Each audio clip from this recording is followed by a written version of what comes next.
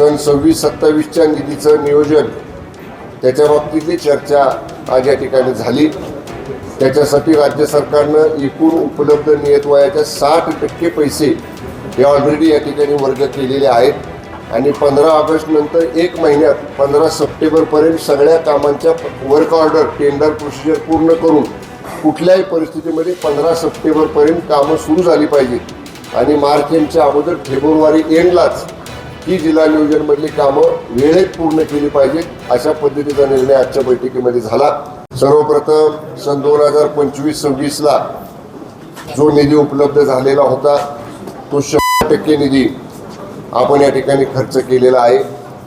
सन 26-27च्या निधीचं नियोजन त्याच्या बाबतीतली चर्चा आज या ठिकाणी झाली। त्याच्यासाठी राज्य सरकारनं एकूण उपलब्ध नियतवयाच्या 60% पैसे हे ऑलरेडी या ठिकाणी वर्ग केलेले आहेत।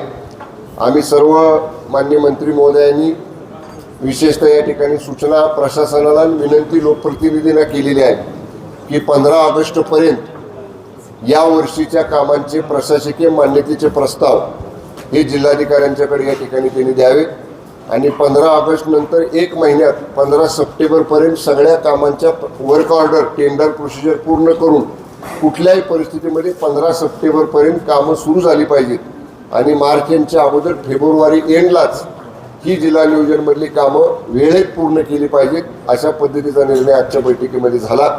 त्याचबरोबर डिस्ट्रिक्ट स्ट्रॅटेजिक प्लॅन म्हणजे आपला जिल्ह्याचा जो गुणांकन विकास दर्जाच्या विकास कामांच्या संदर्भातला आहे त्याच्यामध्ये ज्या कामांवर प्राधान्यानं जिल्हा नियोजन समितीचा निधी खर्च करावं अशा माननीय मुख्यमंत्री महोदयांच्या विशेष सूचना सगळ्यांना आहेत, तर त्याही बाबतीतलं तंतोतंत पालन या वर्षीचा निधी खर्च करताना सगळ्या प्रशासकीय यंत्रणांनी करावं अशा पद्धतीचा निर्णय आजच्या बैठकीमध्ये झाला।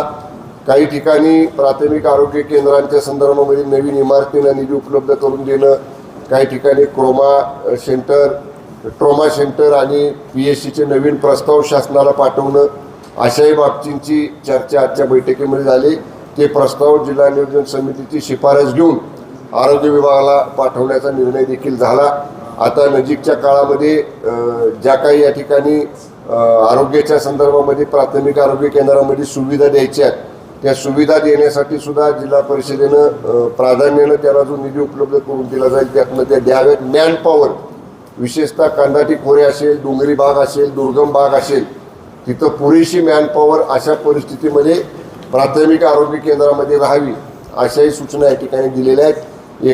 एकूणच पूर्ण खेळीमेळीच्या वातावरणामध्ये आजची बैठक संपन्न झाली। सर्व मान्य लोकप्रतिनिधींनी सकारात्मक सूचना जिल्ह्याच्या विकासासाठी केलेल्या आहेत, त्याची नोंद प्रशासनाला घेण्याच्या सूचना दिलेल्या आहेत आणि त्याचं पालन देखील या ठिकाणी केलं जाईल।